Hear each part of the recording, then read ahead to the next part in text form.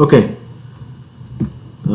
তাহলে লাস্ট লেকচারে আমরা এই নতুন যে মডেলটা শুরু করলাম পিরিয়ডিক প্রপার্টিজ, তার effective nuclear charge, penetration of orbitals, তার এসপিডিএফ এর এনার্জি কী করে ভ্যারি করে, ওই আউবাউ প্রিন্সিপাল অনুযায়ী তার ইলেকট্রনিক কনফিগারেশন এবং তার এক্সেপশনসগুলো আমরা দেখলাম।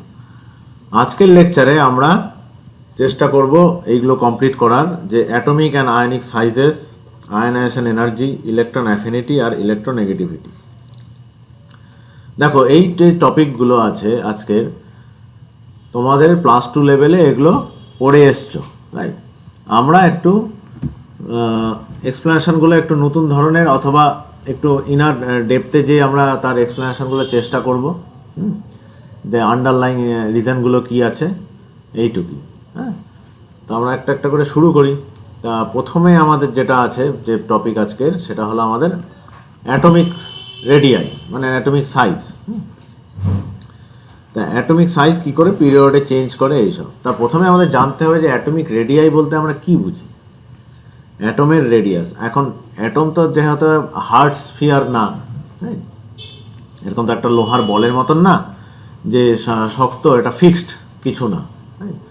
এটা মাথায় রাখতে হবে যে অ্যাটমিক রেডিয়াস যেগুলো আছে, দে ডিপেন্ড অন দ্য, তোমার কি কম্পাউন্ড তৈরি হয়েছে, মলিকুলটা কি আছে তার উপর ডিপেন্ড করে, তারা পাশের সারাউন্ডিংয়ের উপরও ডিপেন্ড করে। তা সাধারণত আমরা অ্যাটমিক রেডিয়াই বলতে যেটা বুঝি, এখন এটা যদি আমাদের নিউক্লিয়াস থাকে, তাহলে রাদারফোর্ডের মডেল অনুযায়ী, মানে রাদারফোর্ড অনেক দিন আগেই দেখিয়েছিলেন, রাদারফোর্ডের মডেল এখন ঠিক না, মানে তার ড্রব্যাকস আছে, বাট এটা আমরা এখনও এই ডিসকাশনটা এখানে কাজে লাগাতে পারি, যে রাদারফোর্ডের যুক্তি অনুযায়ী কী ছিল, যে মোস্টলি এটা নিউক্লিয়াসের সব মাসটা আছে, আর বাকি যেটা আছে সবই বেসিক্যালি ভয়েড, ফাঁকা জায়গা। ইলেকট্রনগুলো আমরা এখন জানি, রাদারফোর্ড বলেছিলেন যে ঘুরে বেড়াচ্ছে, মানে অনুযায়ী একটা ফিক্সড অরবিটে, কিন্তু এখন আমরা জানি যে অরবাইটালস যেগুলোকে বলছে, সেগুলো হলো একটা স্পেস, রিজিয়ন ইন স্পেস, যেখানে তোমার পাওয়ার প্রবাবিলিটি আছে। হ্যাঁ, তো এইসব জায়গায় পাওয়ার ম্যাক্সিমাম প্রবাবিলিটি এখানে দূরে। যেরকম যদি ডাম্বেল শেপড অরবাইটাল হয়, তাহলে এইরকম জায়গায় তার পাওয়ার প্রবাবিলিটি আছে।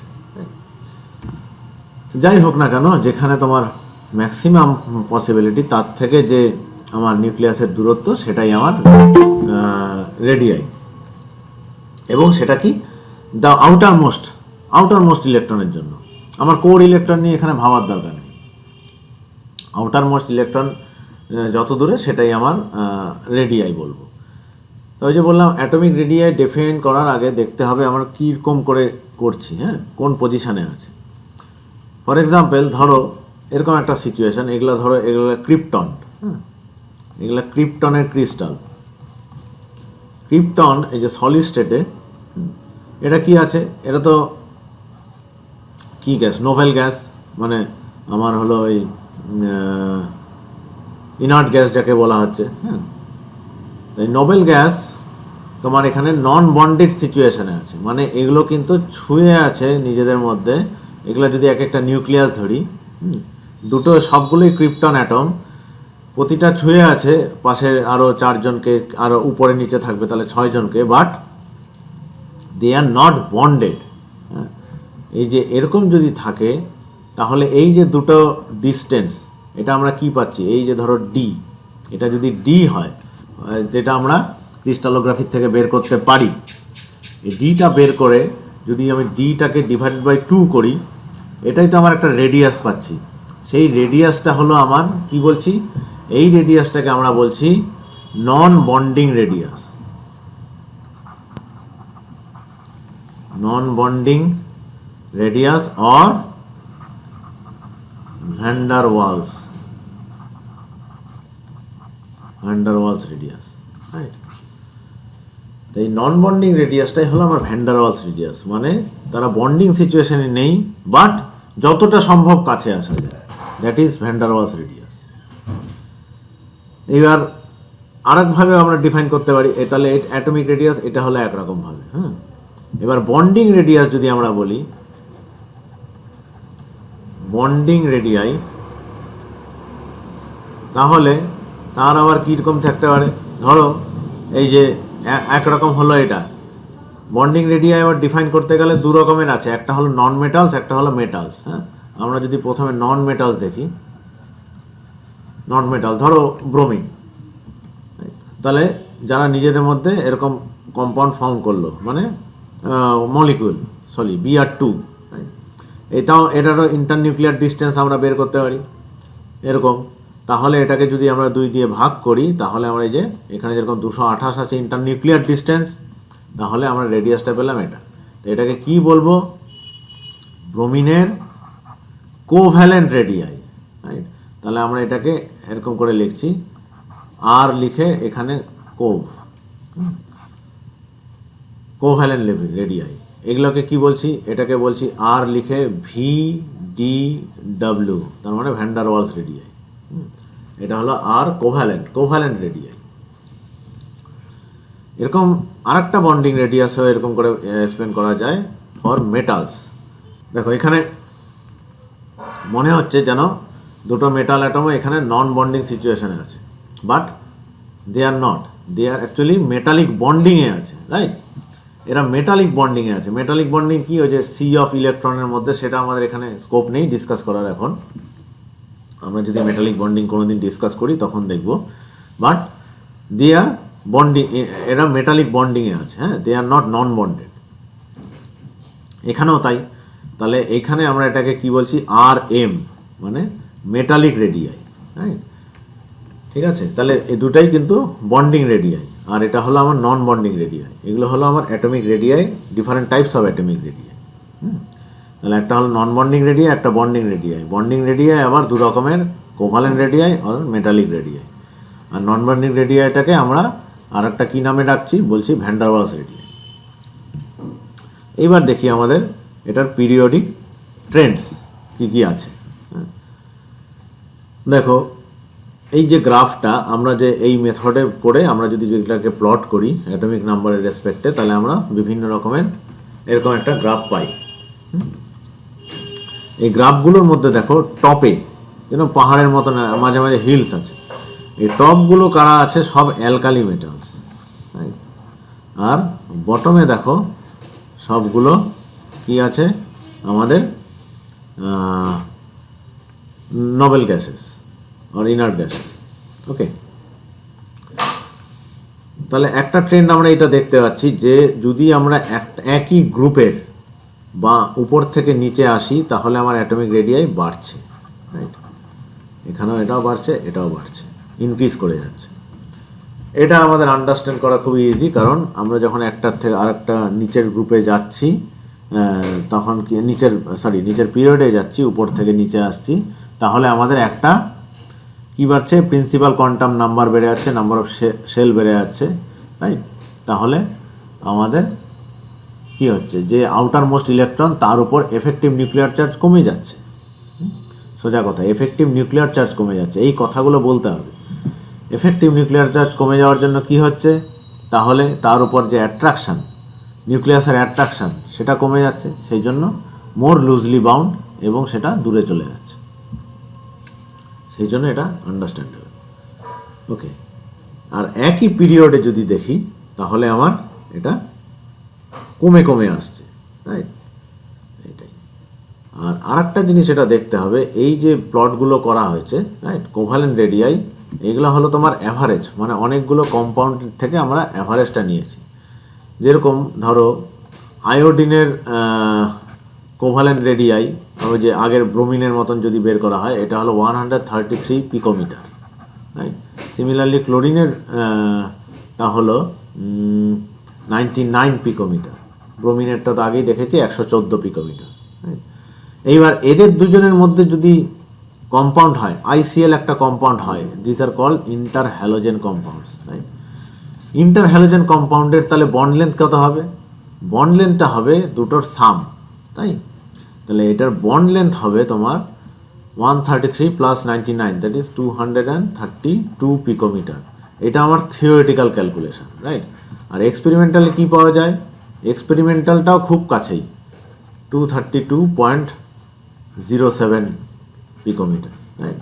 তাহলে আমরা দেখছি যদি অ্যাভারেজ এরকম নিয়ে যে প্লট করেছি, রাইট, তার মানে এটা যে কোনো একটা কম্পাউন্ডের না, অনেকগুলো কম্পাউন্ডের থেকে অ্যাভারেজ নিয়ে প্লট করা।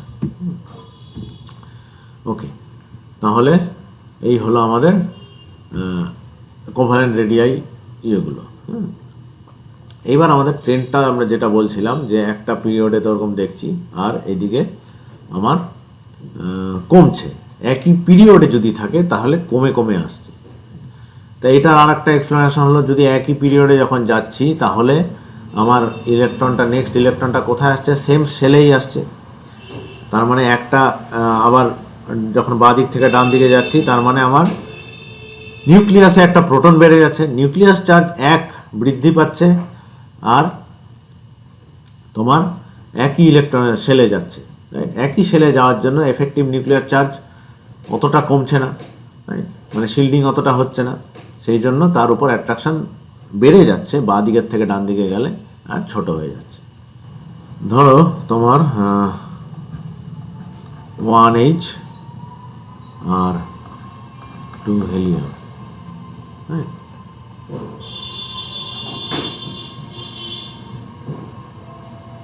হ্যাঁ, হিলিয়াম আর হাইড্রোজেন। এই হিলিয়ামের ক্ষেত্রে দেখা যায় এখানে কি আছে, নিউক্লিয়াসে +1, এখানে নিউক্লিয়াসে +2, ঠিক আছে। Electronic configuration 1s1 1s2। ওকে, এখানে তাহলে জেড এফেক্টিভ কত? জেড এফেক্টিভ হলো আমার 1, কারণ এখানে আর কিছু শিল্ডিংয়ের ব্যাপার নেই। কিন্তু এইখানে জেড এফেক্টিভ কত দেখো, 2 মাইনাস একই সেলে আর একটা আছে, তাহলে 0.35, তাহলে হচ্ছে আমার 1.65। তাহলে হাইড্রোজেন থেকে হিলিয়ামে যখন আসলাম, তাহলে আমার এফেক্টিভ নিউক্লিয়ার চার্জ বেড়ে গেল on the outer most electrons. তাহলে কি হবে, মোর টাইটলি হেল্ড, তাহলে এরা আরও কাছে চলে আসবে। সেইটাই তুমি দেখছো এইখানে। দেখো, তুমি যদি এইখানটা লক্ষ্য করো তাহলে দেখবে যে হাইড্রোজেন থেকে হিলিয়ামে ডিক্রিজ করেছে। এই ডিক্রিজটা অত না, কারণ মানে তোমার যেহেতু এখানে দুটা ইলেকট্রন আছে, আরও তার মধ্যে ইলেকট্রন রিপালশনও আছে, রাইট, সেটাও আমরা কনসিডার করবো এরপরে, রাইট। তো এফেক্টিভলি তোমার nuclear charge, effective nuclear charge ওর উপর অ্যাট্রাকশন বেড়ে যাচ্ছে, and therefore it is held much closer to the nucleus. Okay, আর এটার রেজাল্ট আমরা ডাইরেক্ট দেখতে পারি। এটার একটা মেজারমেন্ট কি, তাহলে লুজলি হেল্ড না টাইটলি হেল্ড কী করে বুঝবো? Electron affinity. এটার ইলেকট্রন অ্যাফিনিটি মানে ইলেকট্রনটা সরাতে কত এনার্জি লাগে, প্রায় তোমার 1300, রাইট, নিয়ারলি 1300 কিলোজুল পার মোল। আর এটার জন্য লাগে প্রায় 2300 কিলোজুল পার মোল। এটার থেকে আমরা বুঝতে পারি। এবার আমরা আর একটা এক্সাম্পল নেই, রাইট, এটার জন্য। কোথায় গেল, এই যে লিথিয়াম অ্যান্ড বেরিলিয়াম। লিথিয়ামের কটা ইলেকট্রন? 3খানা, তাহলে ইলেকট্রনিক কনফিগারেশন 1s2 2s1। আর বেরিলিয়ামের 1s2 2s2। দেখি এবার আমরা জেড এফেক্টিভ এখানে ক্যালকুলেট করি। 3 হলো নিউক্লিয়ার চার্জ, মাইনাস শিল্ডিং কত হবে? শিল্ডিং হবে, দেখো সেম সেলে 2s, সে তো একটা ইলেকট্রন আছে, তাহলে সেম সেলে নেই। n-1 কত করে কমছে, কটা আছে? 2 into 0.85, 1.7, so it is 1.3। Similarly এখানে জেড এফেক্টিভ কত হচ্ছে, এটা হলো 4 মাইনাস 0.85 ইন্টু 2 মাইনাস 0.35। কেন? কারণ একটা ইলেকট্রন, এখানে দুটা ইলেকট্রন, তা একটা কনসিডার করছি আদার ইলেকট্রন জন্য 0.35, রাইট। তাহলে এটা হচ্ছে আমার 1.7 plus 0. এটাও minus 0.35. So this is 4 minus 2.05, 1.95. তাহলে দেখো এখান থেকে এখানে অনেকটা ইনক্রিজ করে গেল, 0.65 এর মতন আমার ইনক্রিজ করে গেল। এখানেও 0.65 ইনক্রিজ করেছিল, এখানেও 0.65 ইনক্রিজ করে যাচ্ছে, সেই জন্য এখানেও ডিক্রিজ করে যাচ্ছে। তাহলে আমরা এইভাবে ক্যালকুলেশন করে একটা দেখলাম কোয়ান্টিটেটিভলি। অ্যাকচুয়ালি এই যে আমি বলেছিলাম যে স্লেটার্স রুল আর এগুলো হলো সেমি এম্পেরিক্যাল, রাইট? সো একদম আমরা একটা মেজার পাবো যে এর থেকে এর কম হতে পারে না বাড়তে পারে, বাট এক্স্যাক্টলি আমরা কোরিলেট করতে পারবো না হয়তো কোয়ান্টিটেটিভলি। ওকে, তাহলে আমরা এটা কিভাবে এক্সপ্লেন করতে পারবো? একই পিরিয়ডেরটা জেড এফেক্টিভ দিয়ে, রাইট? তাহলে জেড এফেক্টিভ আমার যখন আউটার মোস্ট ইলেকট্রনের ক্ষেত্রে বেড়ে যাচ্ছে তখন মোর টাইটলি হেল্ড কাছে চলে আসছে। কিন্তু তার সাথে আর একটা জিনিস আমার কনসিডার করতে হবে, বেড়ে যাচ্ছে মানে কোথায় বেড়ে যাচ্ছে? মানে একই সেলের মধ্যে, মানে কোয়ান্টাম নাম্বার, হাইয়েস্ট কোয়ান্টাম নাম্বারটা একই থেকে যাচ্ছে, রাইট? এই জন্য। ওকে, দেখো এখানে আর একটা জিনিস এক্সপ্লেন করার আছে, সেটা হলো আমার এই যে ট্রানজিশন মেটালগুলোর ক্ষেত্রে, পি ব্লকগুলোর ক্ষেত্রে মোটামুটি এই ট্রেন্ড ফলো করে, শার্পলি নেমে যাচ্ছে যখন আমি একই পিরিয়ডে বাঁ দিক থেকে ডান দিক থেকে যাচ্ছি, এএসআর পি ব্লকের জন্য, তখন একদম স্টিফলি নেমে যাচ্ছে। কিন্তু ডি ব্লকগুলোর ক্ষেত্রে দেখো, এরটা কিন্তু প্রথম কিছুর ক্ষেত্রে নামলো শার্পলি, তারপরে মোটামুটি যেন কনস্ট্যান্ট আছে। আবার শেষ দুটোর ক্ষেত্রে মানে কপার আর জিঙ্ক, এটা হলো কপার, এটা হলো জিঙ্ক, এই দুজনের জন্য বেড়ে যাচ্ছে, রাইট? বেড়ে যাচ্ছে। দেখো এটা কি এক্সপ্লেন করা যাবে আমাদের এসে দিয়ে? দেখা যাক। তাহলে এই যে ধরো আমি 3D-টাই নিচ্ছি, 3DN4S2, সো এরকম কনফিগারেশন তো যে কোনো ইসের আমার ট্রানজিশন মেটালগুলোর। তাহলে আউটার মোস্ট ইলেকট্রনটাকে অবভিয়াসলি এই 4s2 আমরা আগের দিনই ক্যালকুলেশন করে দেখেছি যে মোস্ট লুজলি বাউন্ড পড়ে। তাহলে এটা যেখানে থাকবে তাই সেই আমার ডিটারমিন করবে 4s2, রাইট? তাহলে 4s2 ইলেকট্রনটা যত দূরে থাকবে সেটাই আমার রেডিয়াসটা ডিটারমিন করবে। এখন মজা হচ্ছে, যখন তুমি বাঁ দিক থেকে ডান দিকে যাচ্ছ ট্রানজিশন মেটালের ক্ষেত্রে, 4s2 তো সবার জন্যই একই আছে, ইলেকট্রনটা ঢুকছে কোথায়? ইলেকট্রন তো ডিতে ঢুকছে, সেই জন্য তার এফেক্টটা অনেকটা কম। এক নম্বর, এখানে অনেকগুলো পার্ট আছে, মানে একটা রিজন হলো যে এফেক্টটা কেন কম এখানে বোঝা যাচ্ছে না, কারণ আউটার মোস্ট সেলে তো কোনো চেঞ্জ হচ্ছে না, আউটার মোস্ট সেলের এই কনফিগারেশনটা তো একই থাকছে, মানে 4s2টা তো একই থাকছে, ইলেকট্রন তো ঢুকছে ডিতে, এক নম্বর।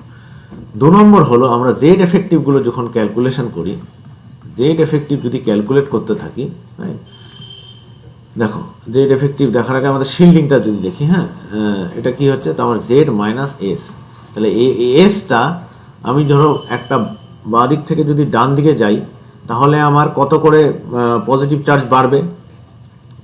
বাঁ দিক থেকে যদি ডান দিকে যাই তাহলে আমার 1 ইউনিট করে আমার পজিটিভ চার্জ বাড়বে, ঠিক আছে? আর শিল্ডিংয়ে আমার কি হবে? শিল্ডিংয়ে হবে, দেখো এটা কিন্তু 4s-এ আছে, রাইট? এটা কিন্তু পরের গ্রুপে চলে আসলো, n-1, দিস ইজ n-1, তাহলে আমার স্লেটার্স রুল কি বলছে? 0.85 করে, তাহলে -0.85 হবে, তাহলে বাড়বে 1, কমবে -0.85, তাহলে টোটাল ওভারঅল আমার টোটাল বাড়বে কত? এফেক্টিভ নিউক্লিয়ার চার্জ ট্রানজিশন মেটালের ক্ষেত্রে ধরো বাঁ দিক থেকে যদি ডান দিকে যাই পরের এলিমেন্টটায় গেলে আমার বাড়বে হলো জাস্ট 0.15, অল্প বাড়বে, বেশি বাড়বে না, 0.15 এফেক্টিভ নিউক্লিয়ার চার্জ বাড়বে। এই জন্যই এর যে ডিক্রিজ করছে, কিন্তু তার রেটটা কেন কম? কার থেকে কম? পি ব্লকের থেকে কম। কেন কম? কারণ এটা শুধু 0.15 করে বাড়ছে।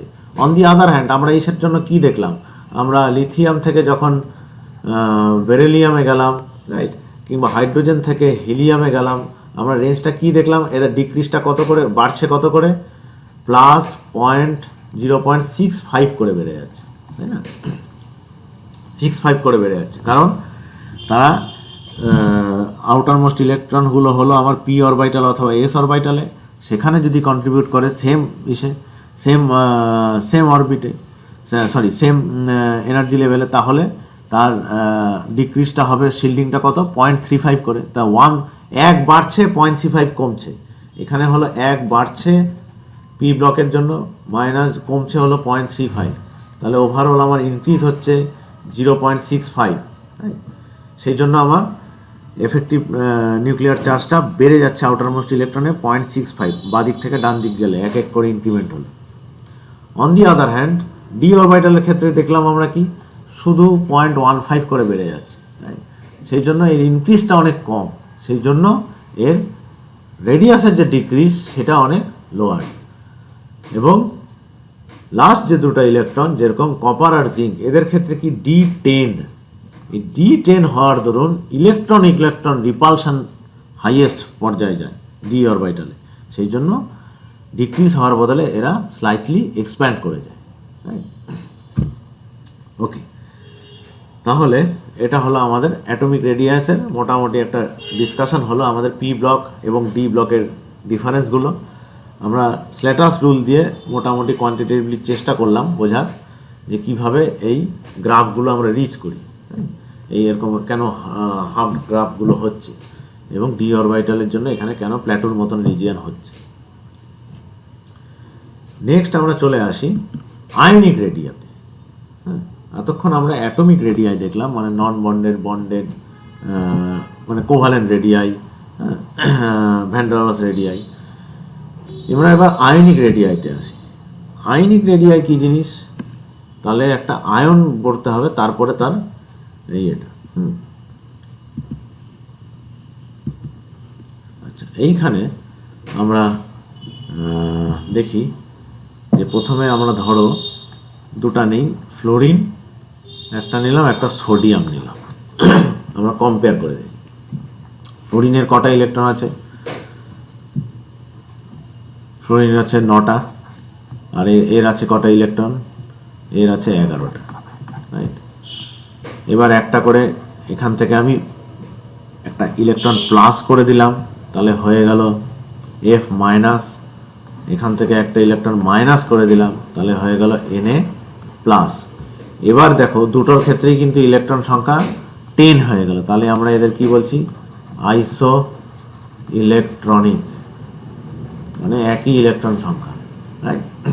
এইবার এদের ইলেকট্রনিক কনফিগারেশনও তাহলে এক হবে, তাহলে 1s2 2s2 2p6 10 হয়ে গেল। এটাই আমার electronic configuration of F minus and Na plus, sodium ion আর ফ্লোরাইড আয়নের ইলেকট্রনিক কনফিগারেশন। এইবার জেড এফেক্টিভ বের করি ফর দিস পি ইলেকট্রন, এই দুটা কেসের জন্য। তাহলে আমরা আগে শিল্ডিং কনস্ট্যান্টটা তো একই হবে। শিল্ডিং কনস্ট্যান্ট কী হবে, শিল্ডিং কনস্ট্যান্ট এই যে এই 1 এসে যে দুটো আছে, সেই জন্য 1 ইন্টু 2, দুটো ইলেকট্রন আছে, এর জন্য হয়ে গেল প্লাস, এখানে আছে আমার 6 2 8টা ইলেকট্রন, 8-এর মধ্যে একটা তো আমরা কনসিডার করছি, বাকি থাকলো 7, তাহলে 7 ইন্টু 0.35, তাহলে এটা হচ্ছে আমার 2, আর এখানে হচ্ছে কত, 7 ইন্টু 0.35, যাও ক্যালকুলেটরটা করে নেই, 2.45, তাহলে এটা হলো 4.45। ওকে, এটা আমার শিল্ডিংটাও একই বেরোলো, শিল্ডিং কনস্ট্যান্ট, রাইট। কিন্তু ঝামেলাটা হবে আমাদের জেড এফেক্টিভে। জেড এফেক্টিভ কি হলো, জেড এফেক্টিভ ফ্লোরিনের আর জেড এফেক্টিভ সোডিয়াম প্লাসের, ফ্লোরাইডের আর সোডিয়াম প্লাসের। ফ্লোরাইডের নিউক্লিয়ার চার্জ তো একই আছে, ইলেকট্রন বাইরে থেকে যায়নি, না না, এর সাথে সেই 9ই আছে। তাহলে 9 মাইনাস 4.45, তাহলে হয়ে যাচ্ছে 4.55, রাইট, 4.55। ওকে, আর এখানে এটা হলো আমার 11, রাইট, কারণ ইলেকট্রন তো সরিয়েছি কিন্তু প্রোটন তো 11টাই আছে, মাইনাস সেই শিল্ডিং কনস্ট্যান্টটা একই 4.55, 4.45, তাহলে এটা হচ্ছে আমার 6.55। ঠিক আছে, দেখো তাহলে 2 ইউনিট এফেক্টিভ নিউক্লিয়ার চার্জ বেশি ফ্লোরাইড থেকে সোডিয়াম প্লাসে গেলে। তাহলে বোঝাই যাচ্ছে যে সোডিয়াম প্লাসের যে radius will be much lower than that of fluoride minus, কারণ সোডিয়াম প্লাসের ক্ষেত্রে আউটার মোস্ট ইলেকট্রনটা অনেক tightly held than fluoride ion. এবার আমরা এটা কম্পেয়ার করি তাদের নিউট্রাল অ্যাটমগুলোর সাথে। দেখো সোডিয়ামের ক্ষেত্রে 186 থেকে 50% হয়ে যাচ্ছে প্রায়, রাইট, ইট অলমোস্ট 50%। সোডিয়াম প্লাসের ইয়েটা রেডিয়াসটা দেখতেই পাচ্ছ। হোয়ারঅ্যাজ ফ্লোরাইডের ক্ষেত্রে সে ছিল জাস্ট 72 ppm পিকোমিটার, সেখান থেকে হয়ে যাচ্ছে ফ্লোরাইড আয়নটা 136, কতটা এক্সপ্যান্ড করে যাচ্ছে। কেন? কিন্তু এই দুইজনের ক্ষেত্রে ইলেকট্রন সংখ্যা কিন্তু একই, সোডিয়াম প্লাসের ক্ষেত্রেও 10টা ইলেকট্রন, এর ক্ষেত্রেও 10টা ইলেকট্রন, কিন্তু নিউক্লিয়াসে যে নিউক্লিয়ার চার্জ এর ক্ষেত্রে 11, এর ক্ষেত্রে 9। ইলেকট্রন 10টা ইলেকট্রন ইন বোথ কেস, হ্যাঁ, কিন্তু এর ক্ষেত্রে 9 আর এই হওয়ার জন্য 2 ইউনিট চার্জ কমে যাওয়ার জন্য effective nuclear charge on the outermost electron সোডিয়ামের ক্ষেত্রে অনেক বেশি। সেই জন্য কি হচ্ছে, সোডিয়াম থেকে সোডিয়াম প্লাসে এটাকে কমিয়ে নিয়ে এসছে, ছোট করে দিয়েছে। আর ফ্লোরাইডের থেকে কি হয়েছে, ফ্লোরাইডে যা এফেক্টিভ নিউক্লিয়ার চার্জ ছিল, ফ্লোরাইডের যা এফেক্টিভ নিউক্লিয়ার চার্জ ফ্লোরিনের যা আউটার মোস্ট ইলেকট্রন ছিল তার থেকে অনেক বেড়ে গেছে। সেই বেড়ে যাওয়ার জন্য ও কী হচ্ছে, মোস্ট লুজলি ব্রাউন, সেই জন্য তার রেডিয়াস বেড়ে গেছে, রাইট।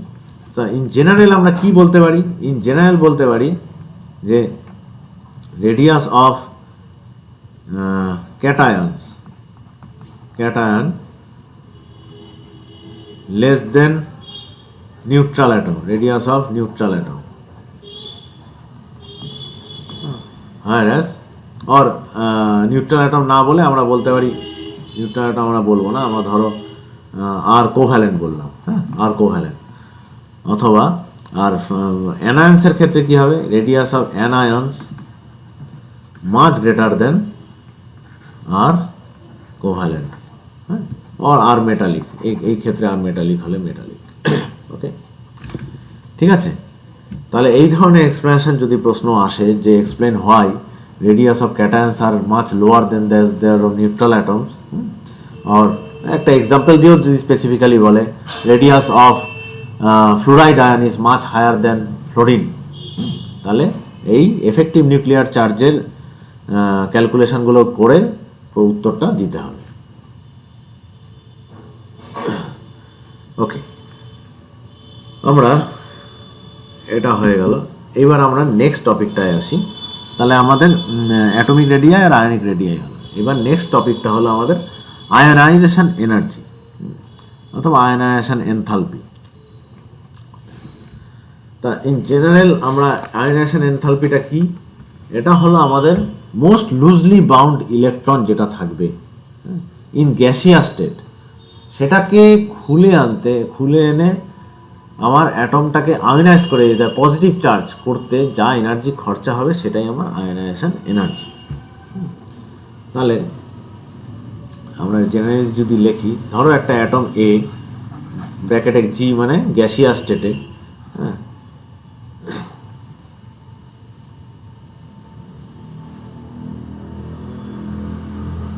এটার থেকে আমি এ প্লাস করলাম প্লাস ইলেকট্রন, তাহলে আমি যেটা পাচ্ছি যে আমার যেটা এনার্জি দিতে হচ্ছে এখানে, হ্যাঁ এখানে যদি আমি দেখি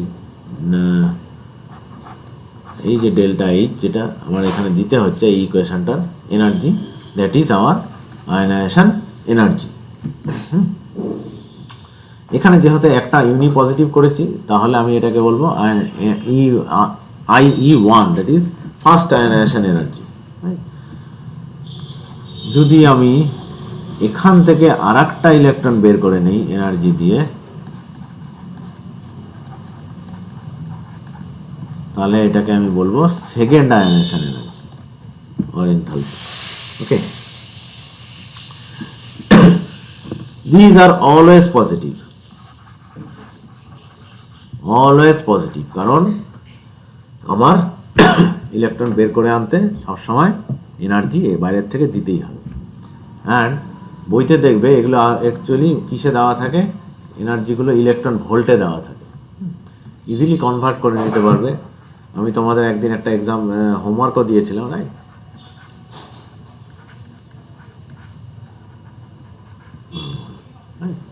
এই রিলেশন।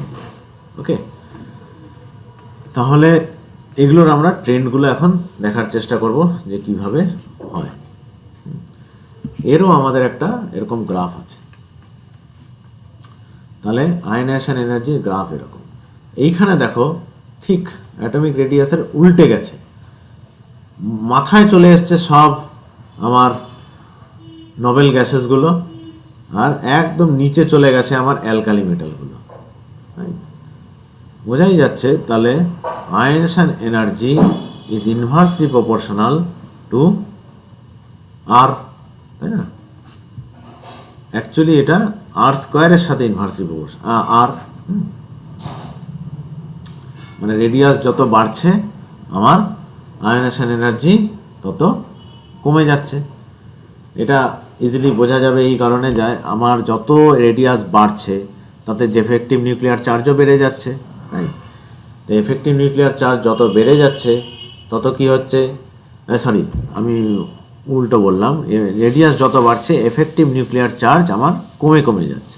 তো effective nuclear charge outer most ইলেকট্রনের উপর যত কমে যাচ্ছে তাহলে ওটা আমি ইজিলি তুলে আনতে পারবো, সেই জন্যই আমার এরকম ট্রেন্ড দেখা দিয়েছে।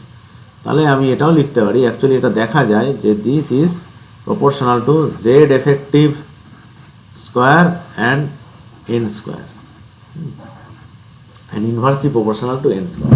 Inversely proportional two N square তো বুঝতেই পারছি, কারণ আর এর সাথে ইনভার্সলি প্রপোর্শনাল। তার মানে যত হায়ার অরবিটে যাবে আস্তে আস্তে এটা কিন্তু কমতে কমতে যাবে, রাইট? সেটা আমরা দেখছি। হ্যাঁ, আর জেড এফেক্টিভ স্কোয়ারের সাথে ডাইরেক্টলি প্রপোর্শনাল। জেড এফেক্টিভ যত বাড়বে তত আমার আয়নাইজেশন এনার্জিও বেড়ে যাবে, জেড এফেক্টিভ কমলে আয়নাইজেশন এনার্জিও কমবে। তা আমার এখানে এইরকম ট্রেন্ডগুলো আছে, রাইট? এইখানে আমি যদি দেখি, দেখো এখানে কিছু এক্সেপশনস আছে, এখানে ক্লিয়ারলি আমরা দেখতে পাচ্ছি। তাহলে এইভাবে আমরা মানে এক্সপ্লেনেশনটা কিছুই না যে আমরা ডান দিক থেকে বাঁ দিকে যখন যাচ্ছি একই পিরিয়ডে, রাইট, আমার জেড এফেক্টিভ বেড়ে যাচ্ছে। কত করে বেড়ে যাচ্ছে? 0.65 করে বেড়ে যাচ্ছে।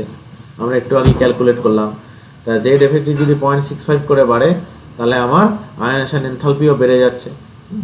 সিমিলারলি আমরা এই যে এইখানটা দেখো, এখানটা মোটামুটি কনস্ট্যান্ট।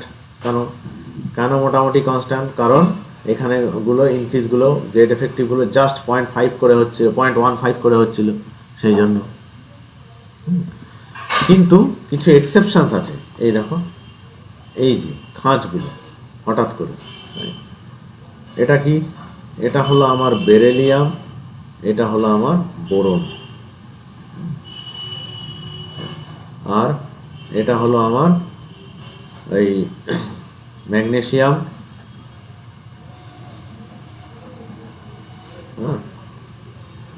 আর এটা হলো আমার অ্যালুমিনিয়াম,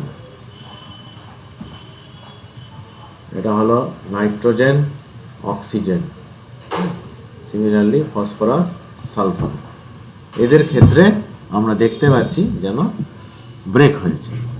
হ্যাঁ, রুলটা ব্রেক হয়েছে।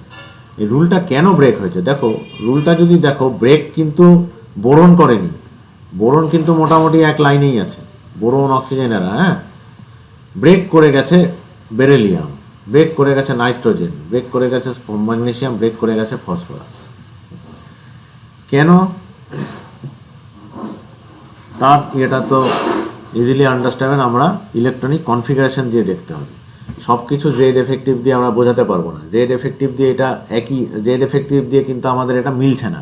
এই এক্সেপশনটা কিন্তু জেড এফেক্টিভের বাইরে, যে তাই না, জেড এফেক্টিভ ক্যালকুলেট করলে তো বেরিলিয়ামের থেকে বোরনের বেশি হবে, কিন্তু এই ক্ষেত্রে আমার কেন হলো, আমার ইলেকট্রনিক কনফিগারেশনটা দেখতে হবে। ইলেকট্রনিক কনফিগারেশনটা আমার বেরিলিয়ামের জন্য 1s যদি এটা হয়, আর এটা 2s, আর বোরনের জন্য 1s 2s 2p 2p। এবার দেখো, এই যে বেরিলিয়ামের যে ফোর্থ ইলেকট্রনটা, এটা পেয়ার্ড আপ 2s, এই 2sটাও ফিল্ড কনফিগারেশন। ফিল্ড কনফিগারেশনের একটা এক্সট্রা স্টেবিলিটি আছে, রাইট? ইলেকট্রন রিপালশন আছে, ইলেকট্রন রিপালশন, বাট একটা স্টেবিলিটি আছে। আর এটা কি হচ্ছে, একটা ব্রেক, এস ব্লক থেকে পি ব্লকে যাচ্ছে, এস ব্লক থেকে পি ব্লকে শুধু একাই এ আছে, রাইট? এর থেকে যদি ইলেকট্রনটা নিয়ে নাও, এ 4s 2s কনফিগারেশনে যাবে। কেন? এত বাধা তো দিতে চাইবে না। কেন বাধা দিতে চাইবে না বেশি? কারণ একটা মোটামুটি স্টেবল কনফিগারেশনই থাকছে। হোয়ারাস বেরিলিয়ামের থেকে যদি আমি একটা নিয়ে নিতে চাই, ও তো সাংঘাতিকভাবে বাধা দিতে চাইবে। কেন? ও স্টেবল কনফিগারেশনে আছে, 2s ফিল্ড কনফিগারেশনে। এর থেকে চলে যাওয়া মানে একটা সাংঘাতিক আমার লস অফ স্টেবিলিটি। সেই জন্য ও এক্সট্রিমলি হাই ওর আয়নাইজেশন এনার্জি, এক্সট্রিমলি হাই বলবো না, মানে এই ট্রেন্ডটাকে ব্রেক করে। Similar is the case with nitrogen আর অক্সিজেন। আমি শুধু এখানে আবার পিটাই আঁকলাম, কারণ এটাই আমার দরকার এখানে।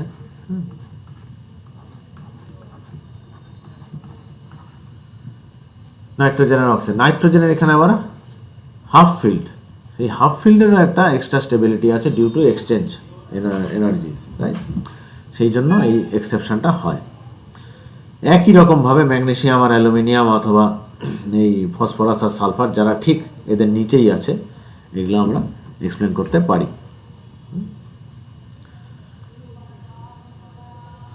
দেখো, এর ক্ষেত্রেও তাই আছে। হ্যাঁ, স্ক্যান্ডিয়াম, ভ্যানাডিয়াম, হ্যাঁ, এর ক্ষেত্রেও আমার একটা এরকম হাম্প আছে, রাইট? ওকে,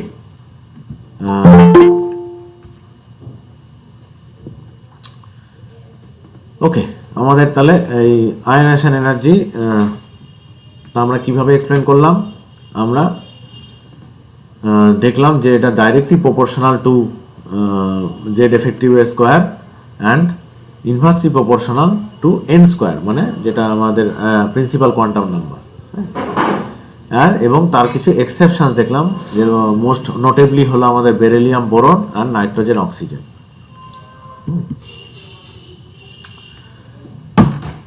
এইবার আমরা এই আয়নাইজেশন এনার্জি ডিসকাশনটা ক্লোজ করব উইথ জাস্ট মেনশন করব, আমরা বেশি ডিপ ডিসকাশনে যাব না, of second and third ionisation energy. এই দুটার ক্ষেত্রে আমরা দুটো এক্সাম্পল নিলাম। একটা হলো আমাদের গ্রুপ 1-এর ক্ষেত্রে, মানে sodium alkali metal and alkaline earth metal, পাশাপাশি একটার 11টা ইলেকট্রন, একটার 12 নিউক্লিয়ার চার্জ।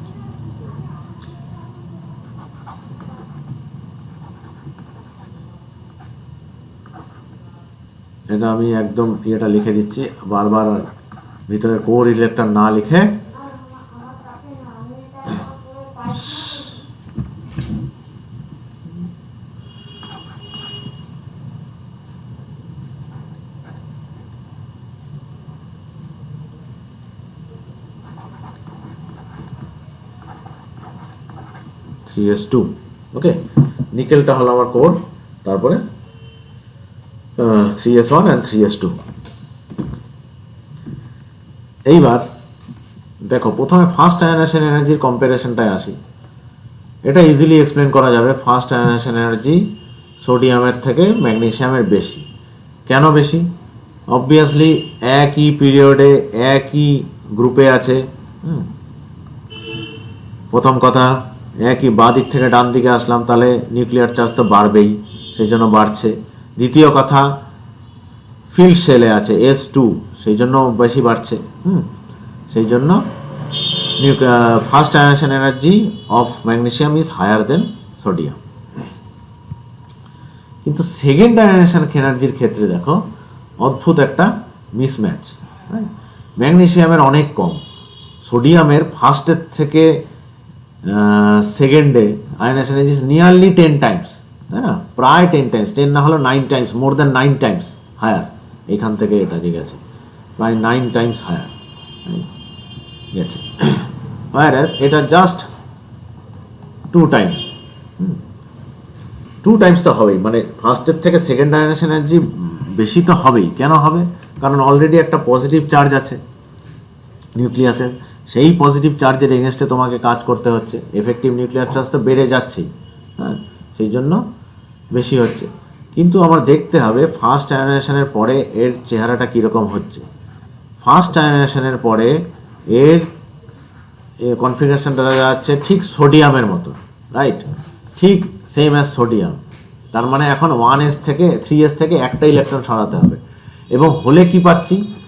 হলে আমি পাচ্ছি যে একদম Nobel gas configuration, which is stable.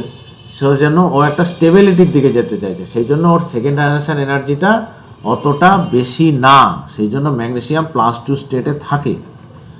হ্যাঁ, সোডিয়াম +2 স্টেটে কোনোদিন পাবে না, কারণ সোডিয়ামের সেকেন্ড আয়নেশন এনার্জিটা নিতে গেলে নিয়নের কনফিগারেশন মানে নোবেল গ্যাস কনফিগারেশনের থেকে একটা ইলেকট্রন বের করতে হবে, হুইচ ইজ মাছ হায়ার, সাংঘাতিক হাই। সেই জন্য এটা হয় না। হ্যাঁ, তুমি দেখো ম্যাগনেসিয়ামের ক্ষেত্রে আবার থার্ড আয়নেশন পোটেনশিয়াল যেটা, সেটা অনেক হায়ার, রাইট? এখান থেকে মানে ফার্স্টের প্রায় 10 গুণেরও বেশি, রাইট? কেন? ম্যাগনেসিয়ামের ক্ষেত্রে তো আবার থার্ডটা নেওয়া মানে নিয়নের থেকে নেওয়া, it's like from neon, right? তো এখানে একটা মাইনাস ইলেকট্রন গেল, এখানে একটা মাইনাস ইলেকট্রন গেল, এখান থেকে মাইনাস করাটা ইজ ভেরি ডিফিকাল্ট। সেই জন্য থার্ড আয়নেশন পোটেনশিয়াল অনেক হায়ার। সেই জন্য আমাদের এরকম ট্রেন্ড দেখা যায়, রাইট? ওকে, আমাদের আয়নেশন এনার্জির ডিসকাশনটা এখানে থাকলো। আমরা এবার আরেকটা প্রপার্টিতে যাই, ইলেকট্রন অ্যাফিনিটি। ইলেকট্রন অ্যাফিনিটি, আচ্ছা, আয়নেশন পোটেনশিয়াল অথবা আয়নেশন এনার্জি আমরা যেটা দেখলাম সেটা ইজ অলওয়েজ পজিটিভ, মানে ইলেকট্রন বের করতে গেলে তোমার এনার্জি দিতে হবে। কিন্তু এই ইলেকট্রন অ্যাফিনিটি একদম কিন্তু অপোজিট জিনিস না। হ্যাঁ, এটা কি বলছে? এর ডেফিনেশনটা কি? Energy gained or given, I mean whatever it is, right, when one electron is added to a isolated gaseous atom to form gaseous uninegative ion, right? এটা হলো আমার ইলেকট্রন অ্যাফিনিটির ডেফিনেশন। এইখানে ইলেকট্রন অ্যাফিনিটি আমার পজিটিভও হতে পারে, নেগেটিভও হতে পারে, রাইট? পজিটিভও হতে পারে, নেগেটিভও হতে পারে। কি করলো? এই যে সবসময় যে ইলেকট্রন গেইন হচ্ছে, আমরা টেবিলটা দেখলেই বুঝতে পারছো, দেখো নেগেটিভ আছে, মোস্টলি নেগেটিভ আছে, কিন্তু এই যে গ্রেটার দেন 0 আছে, তার মানে এরা পজিটিভ। তার মানে এই যে আমার এনার্জিটা পাচ্ছি, এটা যদি আমার এন্ডোথার্মিক হয়, মানে আমার এনার্জি দিতে হচ্ছে, তাহলে এটা হলো আমার পজিটিভ সিচুয়েশন। আর এটা যদি আমার এক্সোথার্মিক কেস হয়, তার মানে আমি এনার্জি পাচ্ছি, বাইরে আসছে, তাহলে আমি এটাকে বলবো নেগেটিভ। আমার থার্মোডাইনামিকের ইসে হচ্ছে।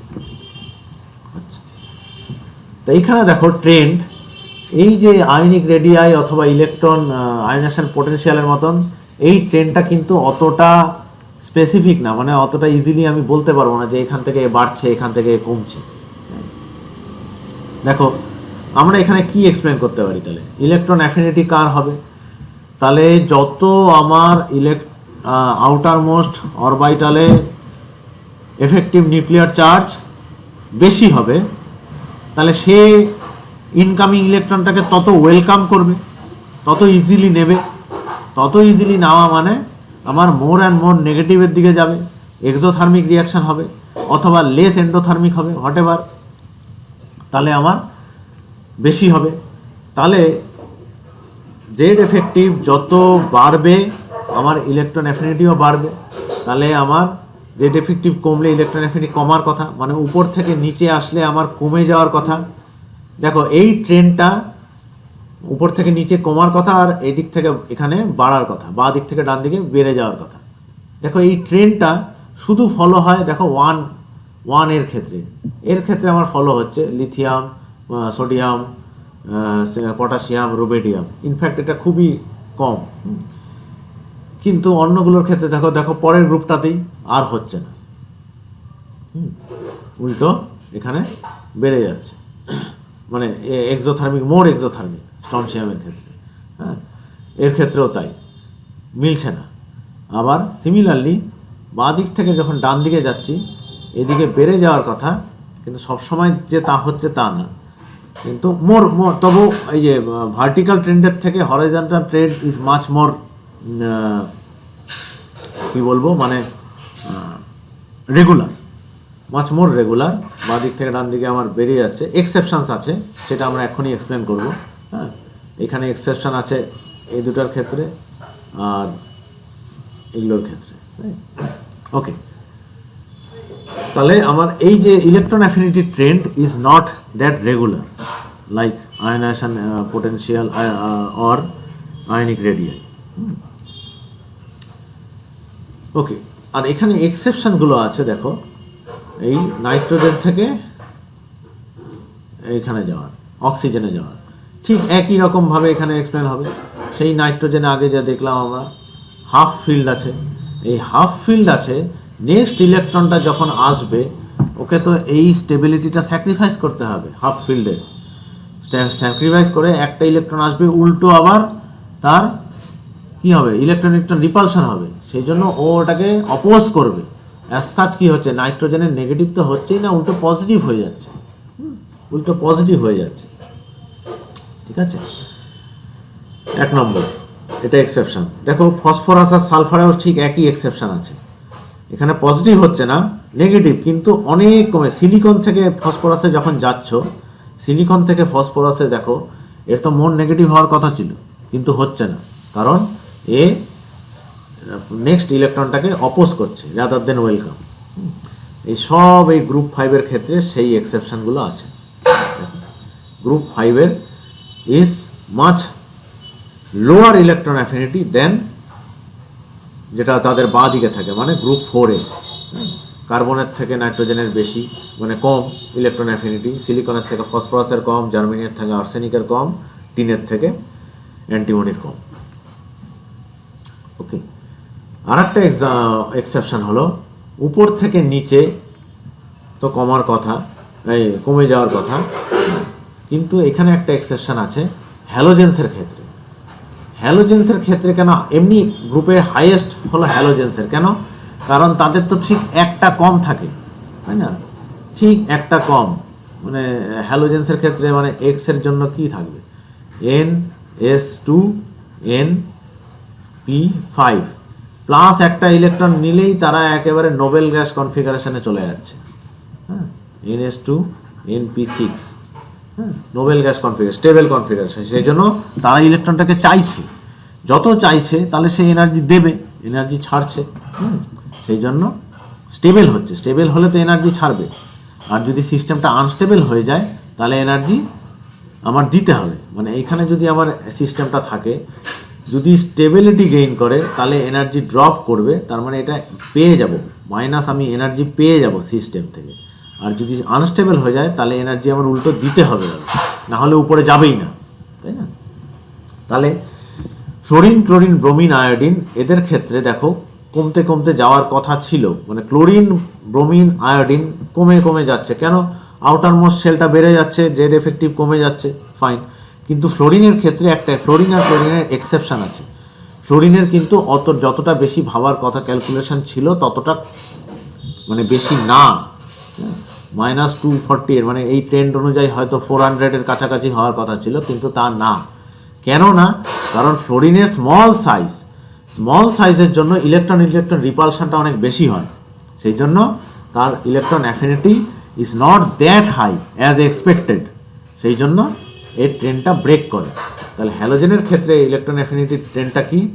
Cl হাইয়েস্ট, তারপরে ফ্লোরিন, তারপরে ব্রোমিন, তারপরে আয়োডিন, রাইট? মানে ফ্লোরিন ব্রোমিন আয়োডিন না, এটা ইম্পর্টেন্ট, এটা মাথায় রাখবে। ওকে, ইলেকট্রন অ্যাফিনিটির ডিসকাশন হলো।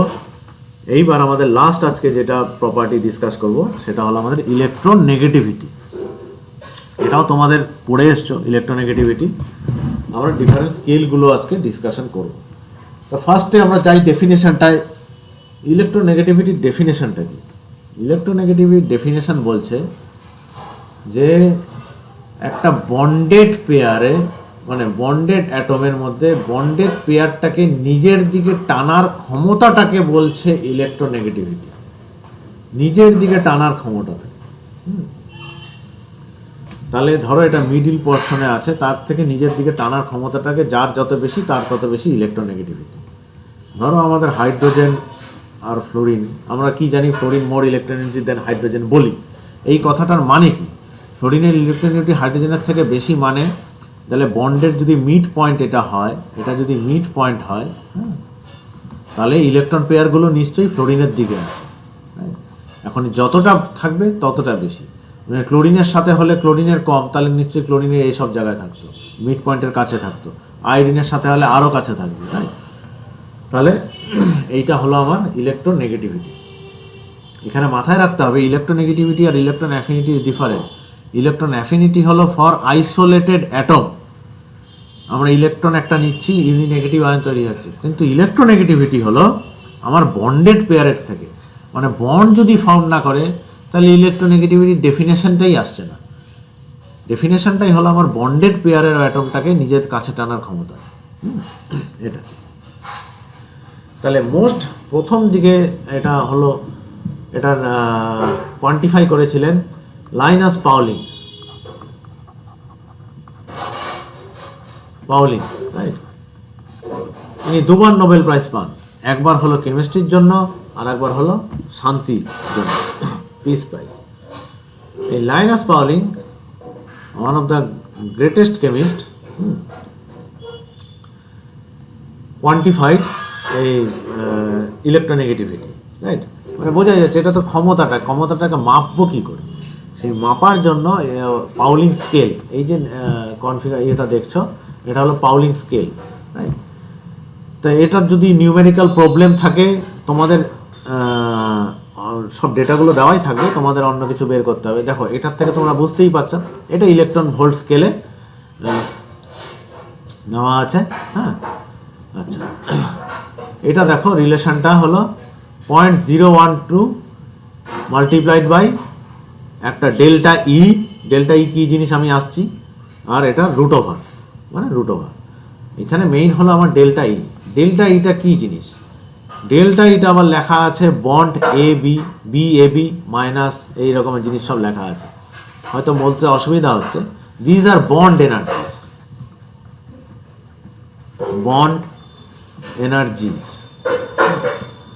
এই বন্ড এনার্জি। ধরো এক্সাম্পল নিচ্ছি আমরা HF, right? HF molecule, Pauling বললেন তাহলে আমরা HF মলিকুলটার বন্ড এনার্জি কি হবে? এটার বন্ড এনার্জি ধরো যেটার হোমোনিউক্লিয়ার, এটা তো একটা হেটেরোনিউক্লিয়ার, মানে একটা H একটা F। এর কি কোন কোন অ্যাটম আছে? H আছে আর F আছে। আচ্ছা, Hটা নিজেদের মধ্যেও তো হোমোনিউক্লিয়ার অ্যাটম মলিকুল তৈরি করবে, আর Fও তো নিজের মধ্যে হোমোনিউক্লিয়ার অ্যাটম তৈরি করবে, H2 আর F2, রাইট? পাউলিং বললেন যে এদের বন্ড এনার্জি কত? হাইড্রোজেন বন্ড এনার্জি হলো আমরা জানি 436 কিলো জুল পার মোল, আর ফ্লোরিন ফ্লোরিন বন্ড এনার্জি হলো 155 কিলো জুল পার মোল। পাউলিং যুক্তি দিলেন, যদি HF মলিকুল পিওর কোভালেন্ট হয়, পিওর কোভালেন্ট মানে একদম যদি বন্ড পেয়ারটা মাঝে থাকে, বসে থাকে, ইলেকট্রোনেগেটিভিটির কোনো ডিফারেন্স নেই, দুজনেরই একই পুল করার ক্ষমতা, তাহলে উনি বললেন তাহলে হাইড্রোজেন ফ্লোরাইডের বন্ড এনার্জি জাস্ট এটার অ্যাভারেজ হবে, কারণ তো ঠিক মাঝে বসে আছে। তাহলে এর অ্যাভারেজটা কি হবে? অ্যাভারেজ হলো দুটো যদি অ্যাড করো 436 প্লাস 155, তাহলে এটা হচ্ছে 591। তাহলে অ্যাভারেজ করলে আমার দাঁড়াচ্ছে কত? 591। তো তাহলে 50 40 195, হ্যাঁ, তাহলে 200 নিয়ারলি 296 কিলো জুল পার মোল। ঠিক আছে, তাহলে এটা হলো আমার বন্ড এনার্জি হওয়ার কথা ছিল, কিন্তু এক্সপেরিমেন্টালি এটা তো পাওয়া যাচ্ছে না। এক্সপেরিমেন্টালি বন্ড এনার্জি কি পাচ্ছি আমি? এক্সপেরিমেন্টালি বন্ড এনার্জি পাচ্ছি 565 কিলো জুল, মানে অনেক স্ট্রং বন্ড। এটা কেন হচ্ছে? এই ডিফারেন্সটা উনি বললেন যে তাহলে এটা পিওর কোভালেন্ট না, এর মধ্যে অন্য একটা স্টেবিলাইজিং ফ্যাক্টর আছে, এবং এই যে বন্ড এনার্জির যে difference, this one delta E, থিওরিটিক্যালের সাথে এক্সপেরিমেন্টালের যে ডিফারেন্স, দ্যাট ইকুয়ালস টু, এটাই তো তাই থিওরিটিক্যালের সাথে এক্সপেরিমেন্টাল ডিফারেন্স, এই যে অ্যাভারেজ নিচ্ছে, এ বি বির সাথে অ্যাভারেজ নিচ্ছে, অ্যাভারেজটা কার সাথে মাইনাস করছে? এক্সপেরিমেন্টাল বন্ড এনার্জি, তাহলে এই ডিফারেন্সটা পাচ্ছি। এই ডিফারেন্সটা is directly proportional to the difference in electronegativity of two atoms. এই কাই এ আর কাই বি হলো electronegativity of A and B. এবার আমার কি দাঁড়ালো? ইকুয়েশন তো একটাই, ভ্যারিয়েবল তো দুটা, আমি তো এইভাবে পাবো না। ইকুয়েশন একটা, ভ্যারিয়েবল দুটা, কোনোটার ভ্যালু তো জানি না, তাহলে আমি কীভাবে পাবো? তখন লাইনাস পাউলিং করলেন কি, হি অ্যাসাইন্ড ফ্লোরিনের একদম ফিক্স করে দিলেন আরবিটারেলি 4.00, উনি এটা ফিক্স করলেন, অ্যাসাইন করে দিলেন ফ্লোরিনকে আরবিটারেলি, কোনো ইয়ে নেই। এটা করার পরে উনি পুরো স্কেলটা করলেন, কারণ ফ্লোরিন তখনও জানা ছিল যে ফ্লোরিনের মোস্ট ইলেকট্রোনেগেটিভ। তারপরে উনি পুরো স্কেলটা ডিটারমাইন করলেন। হ্যাঁ, অনেক লেবোরিয়াস জব, দেখে মনে হচ্ছে খুব ইজি, রাইট, বাট অনেক ডেটা থেকে এটা বের করতে হয়েছে। তাহলে পুরো আমরা যে স্কেলটা পাই, that is call as Pauling scale of electronegativity. এছাড়াও অনেক স্কেল হয়েছে তারপরে, দুটো তার মধ্যে ওর্থ মেনশনিং। আচ্ছা, তার আগে আমরা এই যে ট্রেনটা একবার দেখে নেই। এই ট্রেনটা খুব ইজিলি আন্ডারস্ট্যান্ডেবল। ইলেকট্রোনেগেটিভিটি স্কেল উপর থেকে যখন নিচে নামি কমতে কমতে যায়। এখানে দেখো আবার এখন টপে কারা চলে এসছে? টপে এখন হ্যালোজেন্সরা চলে এসছে। উপর থেকে নিচে নামছি, কমতে কমতে যাচ্ছে, কারণ আউটার মোস্ট শেল ইলেকট্রনে আমার কোয়ান্টাম প্রিন্সিপাল কোয়ান্টাম নাম্বার বেড়ে যাচ্ছে, জেড এফেক্টিভ কমে যাচ্ছে, আমার ইলেকট্রন পেয়ারটাকে নিজের দিকে টানার ক্ষমতা কমে যাচ্ছে, সেই জন্য কমে যাচ্ছে উপর থেকে যখন নিচে আসছে। ঠিক উল্টো হচ্ছে আমার যখন বাঁ দিক থেকে ডান দিকে যাচ্ছি, একই পিরিয়ডে আমার এফেক্টিভ নিউক্লিয়ার চার্জ বেড়ে যাচ্ছে, ইলেকট্রন পেয়ারটাকে আমার নিজের দিকে টানার ক্ষমতা বেড়ে যাচ্ছে, আমার ইলেকট্রোনেগেটিভিটিও বেড়ে যাচ্ছে। এখানে দেখো ইন্টারেস্টিংলি কোনো পাউলিং স্কেলের কিন্তু ইয়ে নেই, কে নেই, তোমার এই হিলিয়াম, নিয়ন, আর্গন, এদের কোনো স্থান নেই। আর্গন কেন নেই? কারণ এদের তো ইয়েই হচ্ছে না, কম্পাউন্ডই পাওয়া যাচ্ছে না। তো কম্পাউন্ডই যদি অনেক না পাই, তাহলে আমি এসব বন্ড এনার্জি বের করবো কী করে? তাহলে পাউলিং স্কেলে আমরা এদের পাবোই না, ভ্যালুই পাবো না, সেই জন্য এরা নেই। আচ্ছা, এই যে দুটো স্কেলে বললাম, দুটো স্কেল ওর্থ মেনশনিং, সেটা হলো মুলিকান অ্যান্ড অলরেড-রোচো। এখন তোমরা পিরিয়ডিক টেবিলে, বড় বড় পিরিয়ডিক টেবিলে যে সব ভ্যালুসগুলো থাকে, মোস্টলি অলরেড-রোচো ভ্যালুস থাকে। মুলিকান স্কেলটা ইন্টারেস্টিং। মুলিকান স্কেলটা কেন ইন্টারেস্টিং? দেখো, মুলিকান বললেন কি this are average values, electronegativity হলো অ্যাভারেজ অফ আয়নাইজেশন এনার্জি আর ইলেকট্রন অ্যাফিনিটি। ইলেকট্রন অ্যাফিনিটি আর ইলেকট্রন আয়নাইজেশন এনার্জির অ্যাভারেজ, মানে ফার্স্ট আয়নাইজেশন আর ফার্স্ট ইলেকট্রন, মানে একটা ইলেকট্রন নেওয়ার এনার্জি দিচ্ছে, নিয়ে এনার্জি দিচ্ছে, আর একটা হলো বের করে নিতে কত এনার্জি লাগছে, এই দুটোর যদি অ্যাভারেজ করি তাহলেও ইলেকট্রোনেগেটিভিটি বেরোবে। মোর সিম্পল, অনেক সিম্পল স্কেলটা। আর অলরেড-রোচো স্কেলটা একটু কমপ্লিকেটেড, এটাও সেমি এম্পেরিক্যাল, রাইট। এর মধ্যে দেখো দিজ আর মোর লাইকলি কি বলছে, অ্যাটমিক ইলেকট্রোনেগেটিভিটি, রাইট। দেখো জেড এফেক্টিভ বলছে, আর আর কোভ্যালেন্ট, আর কোভ্যালেন্টটা মানে একটা পার্টিকুলার অ্যাটমেরও তুমি এখন বের করতে পারো। কি করে পারবে, যদি তোমার মানে এই অলরেড-রোচো স্কেলে কিন্তু তোমার ওই কী বলছে হিলিয়াম, নিয়ন, আর্গন এদেরও বেরোবে, কারণ একটা আমার রেডিয়াস হলেই হলো, ভ্যান্ড্রলস রেডিয়াস কিংবা এরকম পেলেই হলো, হ্যাঁ, পুট করে দিলে, তাহলে এইরকম তার স্কেল। তাহলে যখন যদি কোনো পরীক্ষায় যদি শর্ট নোট টট নোট আসে, তখন তোমরা এইভাবে এটা তৈরি করবে, এই ইকুয়েশনগুলো লিখতে হবে। আদারওয়াইজ এগুলো একদম মুখস্থ করার তোমাদের কোনো দরকার নেই, ওইভাবে এটা মাথায় রাখতে হবে। তাহলে এই দুটো scale important besides Pauling scale. কিন্তু একটা কথা মাথায় রাখতে হবে, যে যেই স্কেলেই আমরা করেছি কেনা ভ্যালুগুলো চেঞ্জ হয়েছে, কিন্তু ট্রেন্ডটা কিন্তু একই থেকেছে। মানে কোনো স্কেলেই এরকম দেখা যায়নি যে ফ্লোরিনের কম হয়েছে কার্বনের থেকে, হ্যাঁ। তো এই সবগুলো যখন আমরা দেখলাম, এখানে তোমার ভ্যালুগুলো আছে, এটা পাউলিং স্কেল, এটা তোমার মুলিকান স্কেল, আর এটা হলো অলরেড-রোচো স্কেল। ওকে, আমরা কিন্তু এই ভ্যালুগুলো পেয়েছি, রাইট। ঠিক আছে, তাহলে এই ধরনের দেখো তোমরা ট্রেন্ডগুলো দেখলেই বুঝতে পারবে যে ভ্যালুগুলো নিয়ে এক একটা স্কেলে এক এক রকম হচ্ছে, বাট ওই ফ্লোরিন সব ক্ষেত্রেই ফ্লোরিন হাইয়েস্টই আছে, হ্যাঁ, ফ্লোরিন কম নেই। ওকে, আর একটা লাস্ট যেটা বলার সেটা হলো ইলেকট্রোনেগেটিভিটি অ্যান্ড বন্ড টাইপ।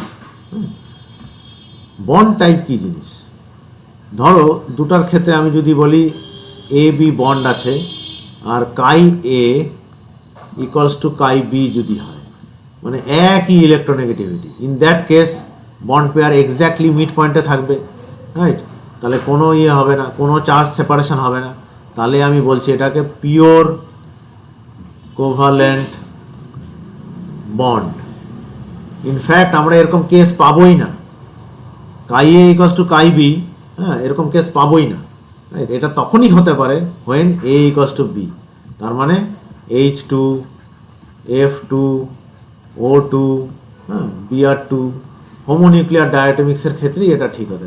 এগুলাই শুধু পিওর কোভ্যালেন্ট বন্ডস। সেকেন্ড কেসটা কি হতে পারে, ধরো গ্রেটার দেন কাই বি, তাহলে ইলেকট্রন পেয়ারটা এইদিকে আছে, তাহলে এখানে delta negative charge, delta positive charge, তাহলে এটা হলো পোলার